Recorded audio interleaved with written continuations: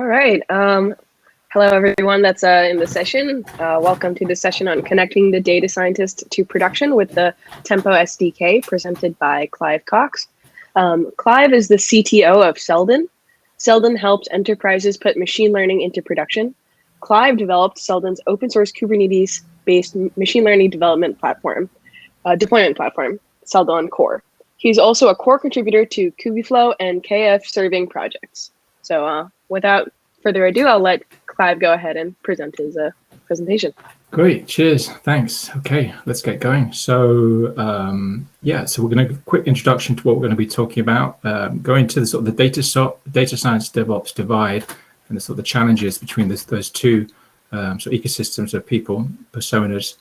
Look at inference challenges and look at then a SDK that we've been creating to sort of address some of these challenges. We'll give a quick demo of that and do a final review. So I hope it will promote some interesting discussion from what we have to say. So just to sort of situate where we are, obviously we're all at the MLOps world, but just to clarify, in terms of this is the Linux Foundation AI sort of machine learning pipeline schematic where you've got data preparation, model creation. So Seldon as a company focuses on deploying, serving models and monitoring and explainability and logging of those models once they're in production. And that's obviously what we're going to be talking about today. And we're going to talk about how data scientists can help in that process, so not to be separated from basically the process of models when they're actually in production. So the projects that we work on, we have a variety of projects, both open source and closed source. In terms of the open source, we have two projects that focus on deploying onto Kubernetes, cloud native projects. Seldon Core that looks to deploy machine learning models from a variety of toolkits onto Kubernetes with a single abstraction, and KFServing doing a very similar thing, also looking for serverless deployment there, so scale down to 0. And we support both these projects in Tempo that we'll be discussing. So Tempo we'll be discussing today. We also have various libraries for looking at the things you need to surround your model when it's in production, such as explainability, outlier detection, drift detection. And we'll be illustrating some of those and how those can be put into Tempo. And we have another project called ML Server, which is like a core Python server, which we actually use in Tempo to actually deploy some of the custom artifacts. And we have deployed our enterprise MLOps platform that brings it all together with our open core basis, brings a full enterprise platform for deploying your models. So looking at then some of the challenges that we want to address in this talk. So we all know that there's sort of a divide and a separation of skills between the different personas. One, you have the data scientists that have got their tools that they use, their abilities and maths and particular domain expertise. And on the other side, you've got the DevOps and that help to put those machine learning models into production, especially in sort of the cloud native arena, particular tools they use, such as Prometheus, Argo, Istio, etc. And so there is a divide, and the question is how best, obviously what we're trying to do in MLOps is how to address that divide so that each persona can do what they understand best and how they can interact well to make it a really easy process to get your machine learning models into production. And so we'll be discussing some of those challenges today. That's the key thing we're trying to address here with Tempo, to make it easier for data scientists to be part of that deployment paradigm, using some of the skills that they basically have and reasons for that. So another way to also address some of the issues is if you are a data scientist, I mean, do you need to learn Kubernetes? Because if you're going to try to learn some of those DevOps aspects of Kubernetes to actually deploy your model, it's going to be quite challenging. You're going to have to create maybe artifacts in YAML. Both Seldon Core and KFServing describe the artifacts for deploying your models in YAML. You're going to have to get used to using kubectl. You're going to have to understand some of the things which are exposed in those YAMLs, such as things which come up from Kubernetes, such as deployment, services, and pods. Understand some of the concepts of scaling those pods and deployments when they're out in production, such as HPAs, VPAs, etc. How to tie up things like readiness, liveness pros, and other aspects, down to sort of service meshes. And so the question is, can we make it easier for data scientists to utilize some of the push to production without having to learn all the low tech of, say, Kubernetes to really do that and have a nice abstraction and really put their skill sets to use in the best way. Another thing, obviously, everybody's seen this schematic over the years of how machine learning code is just a very small part of the whole picture. And Seldon obviously looks at serving infrastructure and monitoring in the projects that we work on. But the key thing is that data scientists can really help there to use some of their skills and understandings to actually create the correct serving components for their model and to actually to actually monitor their model as well when it's actually put into production. So it's not just about them as data scientists creating the model and just passing it to someone else to do the rest. There's a lot of skills that they have to make sure that model is actually running correctly when it's actually pushed to production. And so the key is, how do we help them to actually be part of that process, so that when they have the components that are running at the inference stage, they can use their expertise to make sure that their model is actually run in the correct way for how it's meant to be applied actually in their business. So going on to some of the other sort of core challenges then of data scientists actually helping in the process. So one of the points I want to make is that it's not, obviously, hopefully many of us will realize this, it's not just the model that the data scientist creates. So there's lots of other aspects that need to be created surrounding the model. The data scientist needs to have expertise to actually correctly tune and create those particular components, such as explainers to explain their model in production, outlier detectors, drift detectors to make sure that you know when it's going to be required for a new model to be trained, because there's a concept drift happening, and such as feature transformations to actually understand when to actually transform the actual core input and output features correctly. And all those things are actually going to need access to the training data. And then if you go into other aspects, things such as multi-arm bandits for actually sort of dynamically deciding which models to use, or actually using ensembles to actually collect together results from different models and bring them together. Again, data science expertise is needed to bring this all together. And then once the data scientist has created all these particular components, you're then going to make sure they're all created for a particular version of the training data.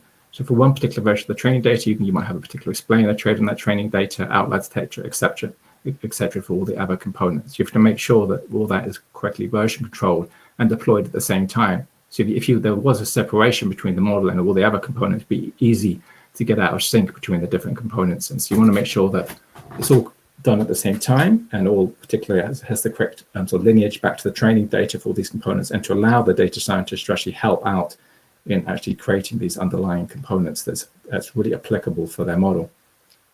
Another thing is to make sure you have the correct sort of business logic. I mean, it's rare that you just create a particular model and that's it, you just put it into production on its own in isolation. Normally you have to use that model in a particular way that's actually appropriate for your business. You know, there might be a particular application that's non-algorithmic code that needs to be run before you actually call the model, that's tied to exactly how you want to use that model. You know, and also includes all the processes that we've had on the previous slides. You might need to call out to feature stores, or you might need to call out to other databases which are particular to how you use the model for this particular use case. You might need to check for outliers, so you don't want to call the model if you find an outlier and you want to tie that in the correct way. And you might want to decide how to log particular requests or expose particular metrics, depending on how you're using that particular model for the application. So if those things were separated out, the business logic and the actual model, again, you're going to have this sort of disconnect, likely for things not to work so well when you put it into production. So if the data scientists can help out for the particular application that they're actually creating for the business, where they can define the correct business logic that runs next to the model, that's going to make it much more likely that you're going to have a successful model when you put it into production. The other thing is, you obviously want to create a trusted model. So this is these LFAI principles that have recently been announced a few months ago from the LFAI AI and data group. So I'm not going to go into depth to these, but the key thing is that a data scientist, as they build the model, can obviously have input to many of these, and it's key to get their input as they push the model to production. Obviously, explainability is key, and that's going to be a core component that you need to have next to your model. All these other areas is here also key, and data scientists can fit into that. So we want to make sure that they're part of the process as you push to production, to show all these boxes are ticked. Obviously, they're not going to do all of it. Some of it will be completely on the DevOps side and other people within the organization, but we don't want to have them left out as we actually push the models to production. So that's some of the challenges we want to actually address. So we're going to now discuss a Python SDK Tempo that we've created to help data scientists actually put their models into production. So we're trying to sort of solve four different areas with Tempo that also addressed those previously, but sort of solve it with these four core areas. One, we want it to be data science friendly. So we want to allow you to do local testing of your models with production artifacts before you actually put it to production. So you can test locally as a data scientist, it's all working well. And it's going to be a Python SDK, so you don't have to have any access to YAML or other Kubernetes components to actually use Tempo at all. Second is we want to allow you to have custom Python components. So allow you to do that custom business logic, to do the orchestration logic that's going to decide how to use the model correctly. So you can package that up next to the model, but also you can add in any particular custom libraries that you need to add in some of those other components I was talking about. It might be explainers, outlier detectors, or orchestrate various models using some multi-arm bandit technique. So you can bring in any Python libraries that you need. And as a data scientist, you might have all various Python libraries you want to use to actually bring in various types of functionality there. And you want to allow to make it easy for data scientists to package up those things. Next, we want to be pluggable runtime. So we want to be quite agnostic in how you push out your model to production. So obviously, we want local testing with the artifacts that you're going to eventually run in production, but then allow you to push to, say, Seldon Core in production or KFServing, and in future, maybe other runtimes that you might want to push to maybe select with Kafka or other actual underlying runtimes. We'll illustrate that as well later on. And then we want to allow you to combine both the core model with powerful inference, sort of powerful orchestration logic, to allow you to decide how to call the models in any way you want to actually get the way you want to actually get the model into production. So it's a very simple library in terms of how you use it.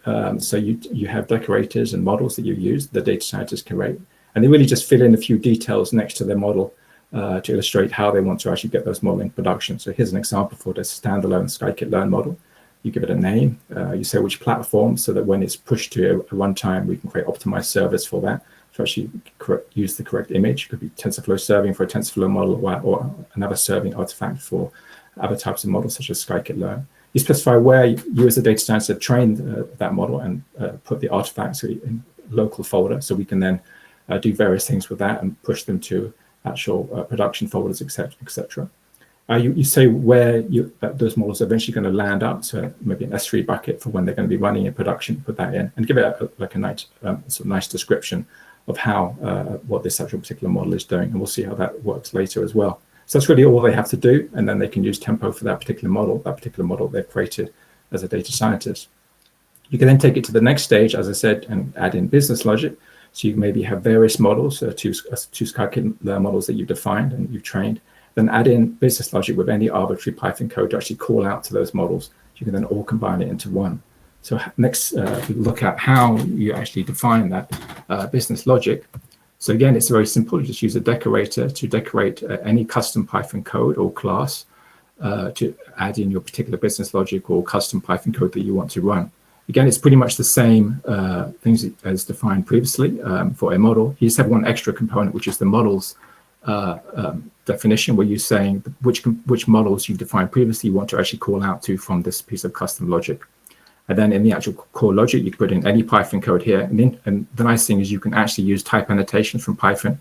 So say it's going to take a NumPy array, and I'm going to return a tuple of a NumPy array and a string. And then below the scenes, Tempo will manage that into a low-level protocol to talk to the actual models, the actual model server. So handle all that for you. And you just call out to the models, just using them as functions, and you can package up really easily with Tempo and run.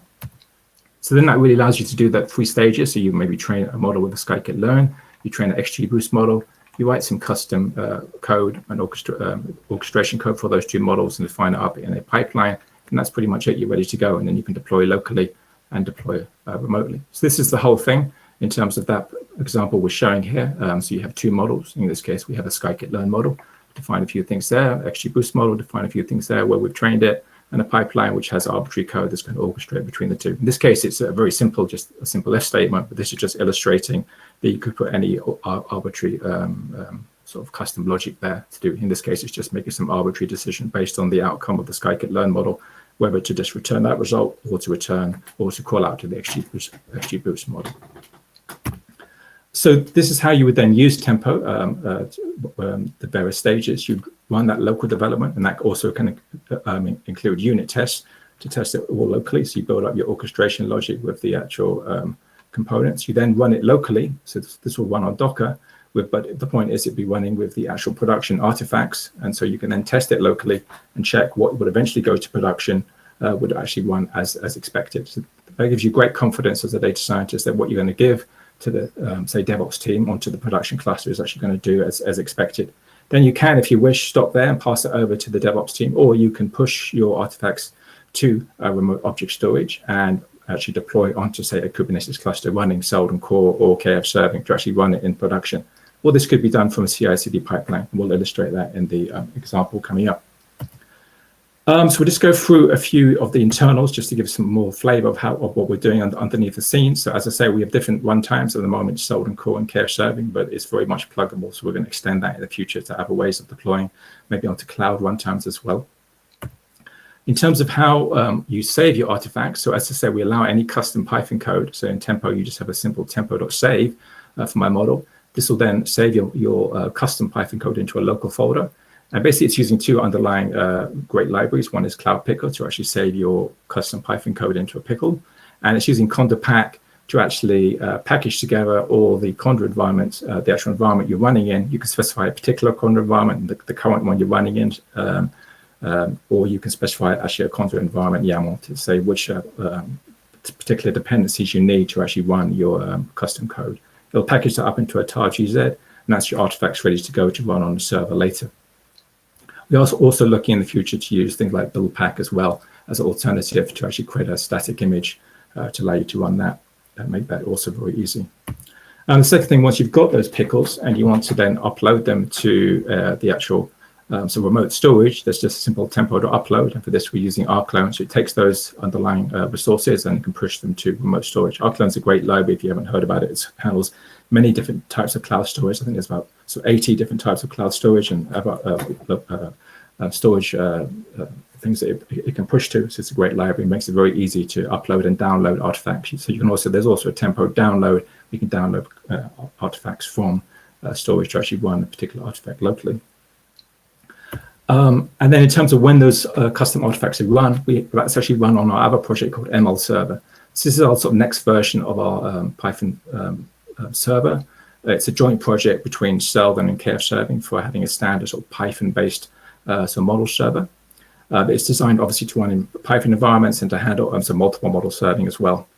It's using the V2 Inference protocol, which is a standard protocol that we've created with KFServing and is supported by NVIDIA Triton server, TorchServe, and various other projects, obviously like KFServing and Seldon, so have a standard sort of machine learning protocol. So we're hoping that other serving projects will also adopt this, and we'll have a sort of a great standard for running inference, both gRPC and REST for model servers. And this is handled underneath in Tempo in terms of running that lower level protocol. Obviously, the actual user doesn't see that, but this is just stating what the actual server runs. And so we've created a new inference runtime for ML Server to run Tempo. So ML Server as a project, as I say, is used by Seldon and KFServing, and it supports XGBoost, Scikit-learn, also MLflow in the future models as well. And we've created a Tempo pipeline for that. And that's basically going to just use those artifacts we discussed previously, the environment tarball and the Tempo artifact, and then just run Tempo inside the ML Server, which will expose the appropriate endpoints. And basically Tempo will then handling calling out to other models. If you specify them as part of your pipeline function calls, it will handle that low-level translation from the V2 protocol to the actual Python artifacts that you defined in your custom code, and handle all that for you and run on that server. Also, we can go straight to a demo to illustrate some of those concepts. So we'll just use from our GitHub repo, we can go into the docs library, examples. There's various examples here that you can run. We'll just go into the multi-model one as an sort of illustrative example to show how that's can run through. So this is an example we actually showed before where we're using two models and we're going to have some custom logic. So these all run in a particular conda environment. So in Tempo, we've provided a conda environment to run all the examples with all the actual dependencies you need. So that's set up for me. We've set up all the examples as a sort of standard sort of data science project. So there's a source folder with the actual training code, the downloading of the data, and the actual Tempo artifacts. There's a test folder with local unit tests. There's an artifacts folder with the actual trained artifacts for the classifier and the two models. And then there's also some Kubernetes RBAC. So this could be set up by the DevOps team. So again, you wouldn't need to know about this if you wish to run it actually on a sort of Kubernetes cluster at this stage, but you could just run locally. So we'll just train our models. So this is just the standard training code, very simple training code for the RS data set to actually train the two models. They're very simple just to train an XK-learn model and XGBoost model. We'll then create the Tempo artifacts. This is basically what I showed in the slides, the two models and the pipeline. So it's very easy for data scientists just to do that and tie it together. You can run unit tests. So in this case, we've got unit tests where we take that classifier custom code and we just put a Lambda function in for the two models, very easily put that in. So you can test out the orchestration logic, which might be doing some sort of custom stuff. It's actually going to do what you expect when you actually run it. So that allows you to run, even before you run local on Docker, you put in whatever unit test you want to actually check that your orchestration logic is going to do as it wants. You then can save the artifacts. So this in here, we don't actually use any dependencies because it's just a basic Python code. So there's just a particular Python version and the two libraries that we use as the only dependency. So I'm not going to save it now because it takes about 50 seconds probably to save. So just in terms of time, we'll just go straight on to actually deploying the model. So here we just simply use the deploy function from Tempo, and we then can just deploy that locally. So that will just be running on Docker. So we see that will upload and run on Docker, your local Docker, the actual production artifact images. So this is in this case, it's using ML Server for all three, as it's two Python-based models, XGBoost and scikit-learn, and the actual classifier with custom code. So once that's running, you get back a remote model from the deploy function, and you can just call out to there. Here's just an example coming back. So it's used the XGBoost model for this particular prediction, and that's pretty much it. You can just do undeploy. And then you can obviously do various other tests to test out various types of the orchestration you want to test out your library. And that's using the production images, so you now know you can hand it over to people with confidence it's going to run. This is an example, if you do want to run it on production, there's obviously the particular RBAC you do need for Kubernetes. So this could be given to you by the DevOps.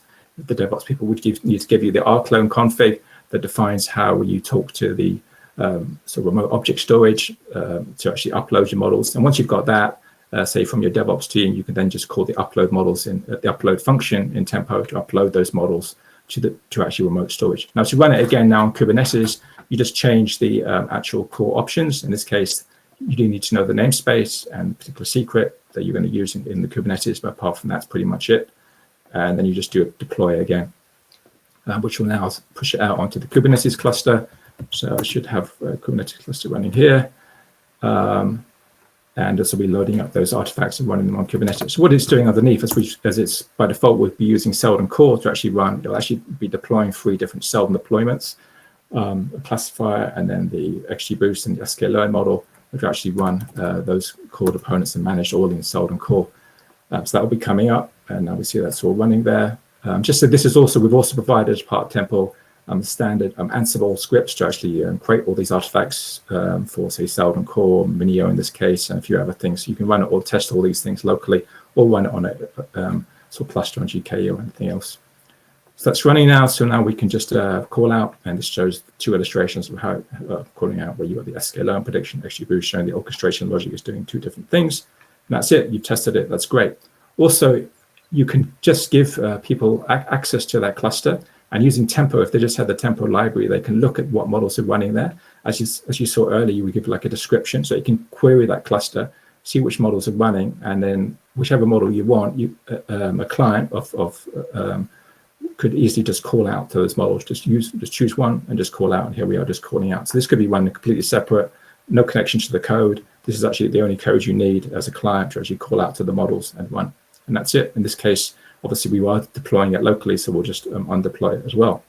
That's one stage of running it into production. So we've seen it's very easy to run it locally, or you can run it in production. The other option is that you could pass it off to your DevOps team, in which case you might be wanting to do it via Gitops. So you want the declarative representation of what you've done, created, and in that in Tempo we have just simple manifest, which is defined by various runtimes to actually create the manifest for passing it over. So if we run that, you could then give it to the DevOps team, which could say run customize or some other standard tool to actually change the actual underlying YAMLs. This is what, so they could run that. In this case, there's an example in the notebooks, just add some extra resources and stuff.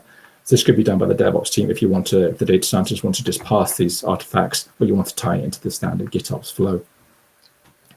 Great. So that's the demo. So we'll just go for fun a few slides. We can go into questions then after that.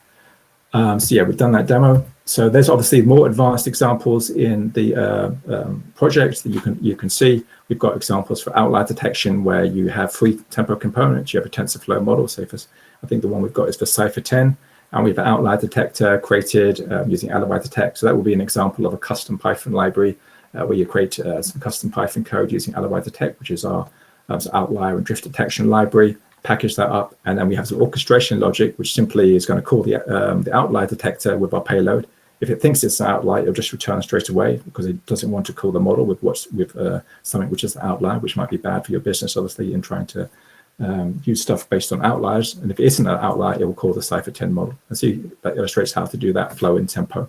And we have another example of an explainer. So again, this is another example of using custom code, in this case, using our Alibi library, our Alibi explain library to create an anchors explainer, and we package that up and package it up with a particular model. And obviously you can combine all these things together into more powerful pipelines.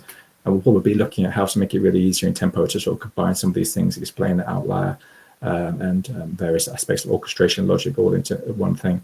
And you'll find those on the actual repo. So quick, in the last few minutes, just go through the roadmap. So as I said, presently we're using Conda-Pack and those tools to actually package up your custom Python code. But we're going to look at build-pack as well, as that's also a great alternative to package up an image and then push that out and run that as well as another way to run your actual custom Python code. We're looking at integrating with Iterate for some progressive rollouts. That's actually in the release of Seldon Core 1.9 that we just released today. And we'll be tying that into Tempo, so you can have having production ways of actually doing experiments to actually push your model, your new version of your model out that you created in Tempo with one that's running already, and do a way to actually progress that to production with various checks on objectives and rewards. We're looking at further runtime support. It'd be great to get feedback on what people would like. So we're looking at maybe Kafka asynchronous runtime, so you can tie that in for production using a sort of Kafka suite of Tempo components running, and looking at ways to actually allow you to add in logging or based payloads and metrics in a very sort of fine-grained way. So you can choose at any point in your custom code to say, yeah, I want to log this, I want to add extra components, metrics or other things I want to log next to this response, and tying that in. So again, that's an important part of orchestration models in production, to really get the appropriate logs there for as your model's being called. So you might want to just, if you're under high load, maybe just log say 1%, whatever you want to do, and that's all obviously completely configurable in custom Python code. And so finally, yeah, so you'll find all the resources on GitHub and Tempo, and you can join us on the Seldon Core Slack to have further discussions. We really welcome any contributions to take this library further. We think it's quite an interesting concept to bring it all together for data scientists, but we really welcome the discussion to see what people would really look for to really help data scientists to put their models into production. So with that, as I think we've got a few minutes left, I can stop there. Yeah, thank you, Clive, for your presentation on Tempo. We got a bunch of questions here in the chat. Cool. One question that was asked in a couple different ways is, how is Tempo different from Kubeflow, and how is it different from MLflow? Well, MLflow, it's a bit different. MLflow is more focused on sort of single artifacts.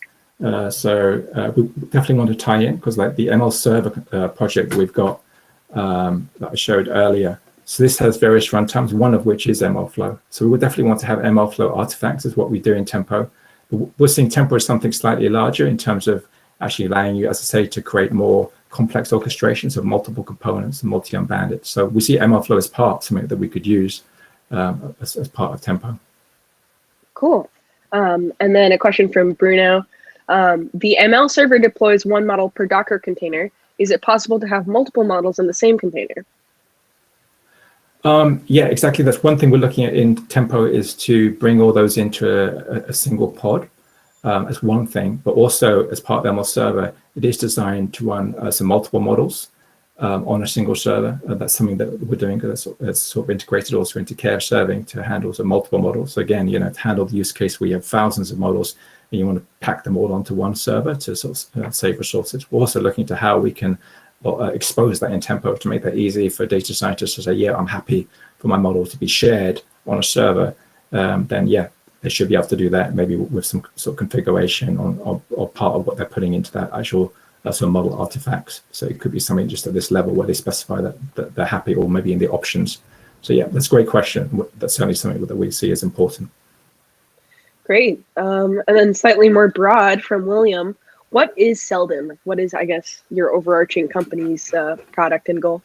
Yeah, sure, great. I mean, the Seldon is really for helping people to put models into production. So all our projects are focused on allowing data scientists to create the models they want, using the toolkits they want, and then put those models in production and handle that scaling, updating, and management of those models. So you can look at all these projects, and that really will give an illustration of what we do at Seldon to really help people put those models in, so make a difference for their business.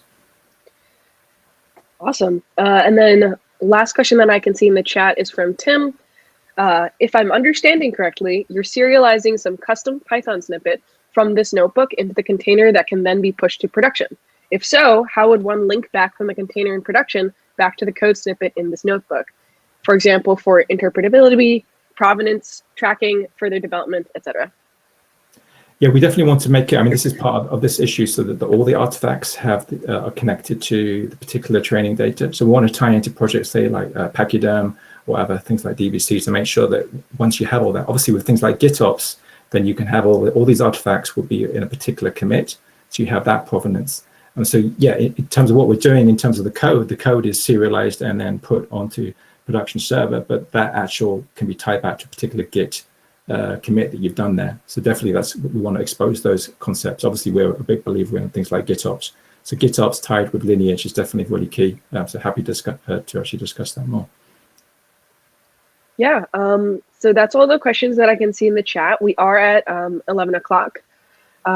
If there are more questions, happy to give them to Clive here. Otherwise, we do have some new sessions starting with some interesting new topics. And have a great rest of the conference, guys. Great, thanks.